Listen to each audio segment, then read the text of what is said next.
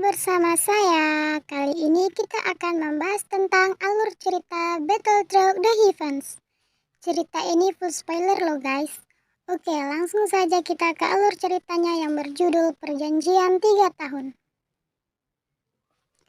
Ketika Xiaoyan tiba di depan gerbang tangga batu Sekte Misty Cloud, banyak tatapan samar dari seluruh murid Misty Cloud yang tak terhitung jumlahnya menatap pemuda berjubah hitam di dekat tepi tangga batu.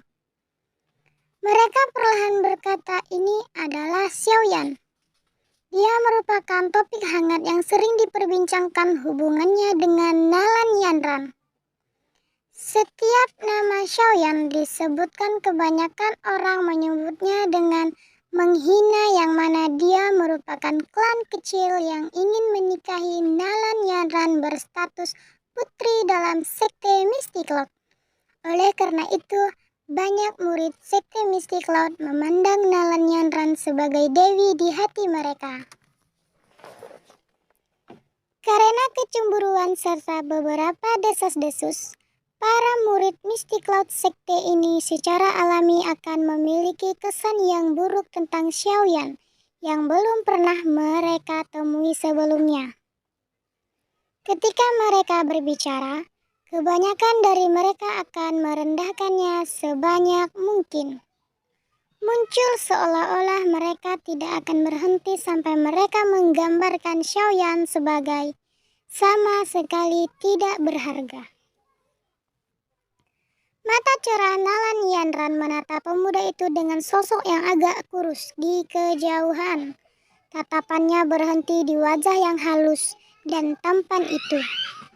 Di tempat itu, dia masih bisa samar-samar mengenali sosok pemuda. Dia benar-benar telah berubah. Sebuah kalimat diam-diam muncul di benaknya. Tatapan Nalan Yanran sedikit rumit.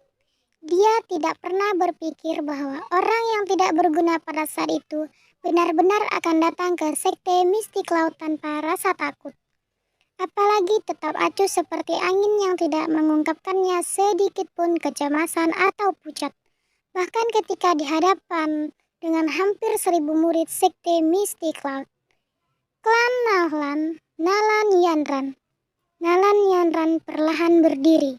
Sosoknya yang cantik, tinggi, dan lurus seperti lotus salju yang bangga dan pantang menyerah. Mata cerahnya menatap Xiaoyan sementara suaranya setenang yang terakhir. Itu adalah anak kecil dari klan Xiao. Bukankah dikatakan bahwa dia adalah orang yang tidak berguna, yang tidak bisa menyimpan doki?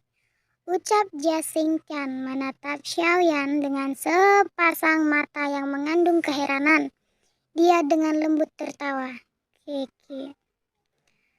Fama yang berada agak jauh dari Jia Xingtian mengangguk sedikit. Mata tua dan tajamnya perlahan menyapu Xiaoyan. Sesaat kemudian, dia berhenti di wajah yang terakhir. Alisnya tiba-tiba bersatu sedikit ketika dia berkata, untuk alasan yang tidak diketahui, dia sepertinya memiliki perasaan yang akrab tentang dia. Haha, kamu juga punya perasaan seperti itu.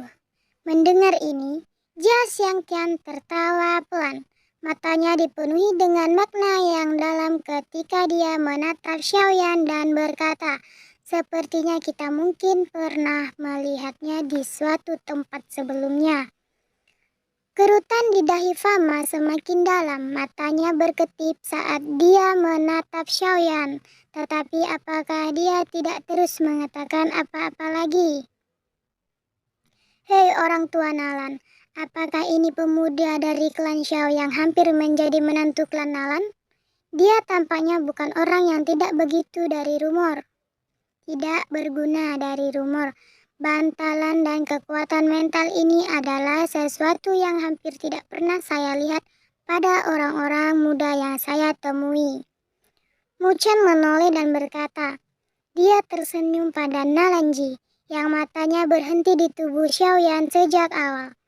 Dia sedikit melonggarkan senyumnya, seorang menantu lelaki yang dilantarkan karena dianggap tidak berguna.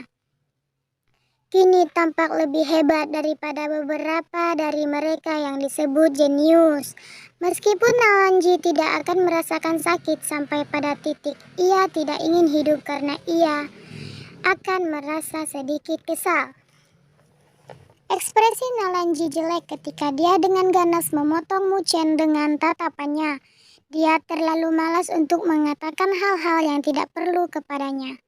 Dengan tawa dingin, dia terus memusatkan pandangannya pada pria yang halus dan tampan itu. Emosi di hatinya bergulung. Meskipun Nalanji sudah tahu bahwa Xiaoyan telah meninggalkan reputasi sebagai orang yang tidak berguna untuk beberapa waktu, ketenangan dan kekuatan mental yang ditampilkan saat ini menyebabkan hatinya merasa sangat terkejut. Di atas keterkejutan ini, dia juga mendesah pelan dengan sedikit menyesal. Dengan situasi yang telah mencapai titik ini, mengatakan hal lain tidak akan membantu mengubah situasi. Dia hanya bisa berharap bahwa dendam antara Xiaoyan dan Nalan Yanran akan mencair setelah perjanjian 3 tahun ini berakhir. Yang terbaik jika mereka bisa berdamai. Tentu saja ini mungkin mimpi yang tidak realistis. Bahkan jika mereka berdua tidak bisa lagi bersama di masa depan, membiarkan Xiaoyan berhenti membawa kebencian terhadap klan Nalan di masa depan akan menyebabkan Nalanji diam-diam merasa sedikit lebih baik. Setelah semua dari bagaimana Nalanji saat ini melihatnya, pemuda ini pada dasarnya memiliki semua persyaratan untuk menjadi orang yang kuat. Kekuatan mental yang luar biasa, bakat pelatihan yang luar biasa, dan ketekunan untuk terus berjuang selama 3 tahun hanya demi sebuah janji. Dengan beberapa hal ini, jalan masa depan Xiaoyan menuju menjadi orang yang kuat akan jauh lebih lancar dan tidak terhalang. Nalanji tidak berpikir bahwa menjadi target dendam seorang pemuda dengan potensi tidak terbatas adalah sesuatu yang bisa membuat seseorang senang. Sepertinya aku harus mengirim seseorang untuk menghubungi klan Xiao. Nalanji dengan lembut menghela napas di dalam hatinya ketika dia menggelengkan kepalanya. Dia mengarahkan perhatiannya ke tanah terbuka. Di saat ini hanya bisa menunggu perjanjian 3 tahun yang akan dimulai. Setelah Nalan Yanran berdiri, 10 pria berjubah putih plus di atas alun-alun akhirnya mulai perlahan membuka mata mereka. Tatapan mereka dilemparkan ke pemuda berjubah hitam di tangga batu. Saat mereka saling bertukar pandang, mereka merasakan keheranan. Ketidakpastian di hati mereka persis sama dengan apa yang ada di dalam Nalanji dan yang lainnya. Tidak peduli ke arah mana seorang melihat Xiaoyan saat ini, seorang tidak dapat melihat sampah klan Xiao yang menderita segala macam ejekan saat itu. Kamu adalah Xiaoyan dari klan Xiao. Seorang pria tua berjubah putih yang berada di tengah mengangkat matanya dan meminta Xiaoyan. Setelah beberapa saat, dia perlahan membuka mulutnya dan mengucapkan kata-kata itu. Tatapan Xiaoyan menyapu pria tua itu berjubah putih di tengah. Dia menyadari bahwa orang ini harus memiliki posisi yang cukup tinggi dalam Mystic Cloud. Sejak yang terakhir membuka mulutnya, para lelaki tua di sekitarnya mengenakan jubah yang sama tetap diam. Saya adalah tertua pertama dari Sekte Mystic Cloud, Yun Leng. Sebelum Xiaoyan bisa menjawab, pria tua itu hanya melanjutkan sesukanya dan berkata, pemimpin sekte belum kembali hari ini. Oleh karena itu, perjanjian 3 tahun kali ini akan dipimpin oleh saya yang lama. Tujuan dari kompetisi kali ini adalah untuk saling belajar. Berhentilah saat kamu hidup dan mati ditentukan oleh surga. Suara lembut tiba-tiba terdengar mengganggu kata-kata Yun Leng. Tatapan di tanah terbuka berbalik ke arah suara itu. Akhirnya mereka berhenti di tubuh pemuda berjubah hitam yang tenang itu. Semua ekspresi mereka berbeda. Banyak orang tidak berharap bahwa Xiaoyan benar-benar akan mengatakan kata-kata seperti itu. Orang harus tahu bahwa kawannya adalah penerus Mystic Cloud Sekte yang telah difokuskan sekte pada perawatan. Seorang pemuda yang berani di atas pohon-pohon yang tinggi. Beberapa orang tua dengan karakter aneh tidak bisa menahan tawa. Beberapa dari mereka bahkan mengangkat jempol mereka pada Xiaoyan. Mata Nalan Yanran terangkat sedikit. Dia menyaksikan pemuda berjubah hitam di depannya. Di dalam mata hitam gelap itu tampak cahaya yang bergetar dan berfluktuasi yang sulit disembunyikan. Apakah itu dendam? Beberapa saat kemudian dia mengangguk. Suaranya dingin, sesuai keinginan kamu. Mendengar jawaban Nalan Yanran, Yunleng sedikit merajut alisnya. Gangguan tiba-tiba dari Xiaoyan telah menyebabkan penatua pertama ini yang memegang posisi cukup tinggi di Mystic Cloud menjadi tidak senang. Dia juga menyadari bahwa Xiaoyan sudah dihapus reputasinya sebagai sampah sejak lama. Namun, bakat Nalan Yanran juga tidak lebih rendah dari bakatnya. Selain itu, ada sekte Mystic Cloud yang merawatnya.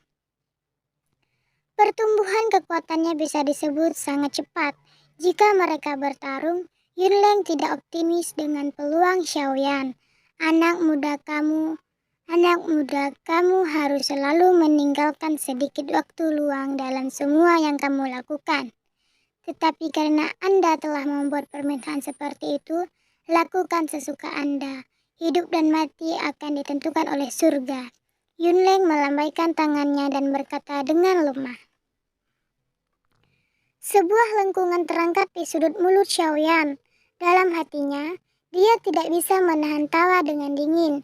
Tinggalkan sedikit waktu luang. Saat itu, Nalan Yanran kejam. Adakah yang memintanya meninggalkan kamar untuk orang lain? Tangan Xiaoyan perlahan memegang gagang penguasa. Dia tiba-tiba mengeluarkan dan penguasa Xuan berat membawa suara angin yang dikompresi. Itu miring ke tanah dan angin diciptakan dari tubuhnya, mengaduk semua debu di tanah. Dauki berwarna hijau samar menyelubungi permukaan tubuhnya saat Xiaoyan menatap Nalan Yanran. Aku datang sesuai dengan perjanjian 3 tahun. Hari ini, mari kita selesaikan semua dendam masa lalu kita. Harap bayar semua penghinaan yang telah Anda berikan pada klan Xiao saat itu. Nalan Yanran mengulurkan tangannya dan cincin penyimpanan berwarna zamrud di jarinya menyala. Pedang panjang berwarna hijau pucat muncul, tepi pedang sedikit miring, mencerminkan dingin yang di bawah sinar matahari yang deras. Mata cantik Nalan Yanran bertukar pandang dengan sepasang murid hitam gelap itu. Dia menghela nafas dengan sedikit menyesal saat dia berkata dengan lemah. Aku akan bertanggung jawab atas pernikahanku sendiri. Meskipun 3 tahun telah berlalu, saya tidak berpikir saya melakukan kesalahan saat itu. Saya memiliki hak untuk memilih nasib saya. Mungkin beberapa tindakan saya tidak tepat ketika saya memilih. Namun, saya pikir saya masih akan membuat pilihan ini. Bahkan jika saya bisa kembali ke masa lalu. Tindakanmu tidak pantas. Xiaoyan tertawa pelan. Hanya tindakan sederhana yang tidak pantas dan dia ingin menjauh dari perilakunya yang kasar dan tidak masuk akal. Apakah ini tidak terlalu sederhana? Ekspresi Xiaoyan secara bertahap kembali ke ketidakpeduliannya. Telapak tangan yang memegang gagang penguasa menjadi semakin ketat. Sesaat kemudian kakinya tiba-tiba maju selangkah. Di tempat itu mendarat. Permukaan batu hijau keras sebenarnya memiliki beberapa garis retak yang menyebar. Dauki berwarna hijau ganas dan bergelombang yang berisi beberapa bibit api berwarna hijau melonjak keras di permukaan Xiaoyan. Mari kita mulai. Oke, cukup sekian alur ceritanya dan akan Mimin lanjutkan episode berikutnya. See you guys.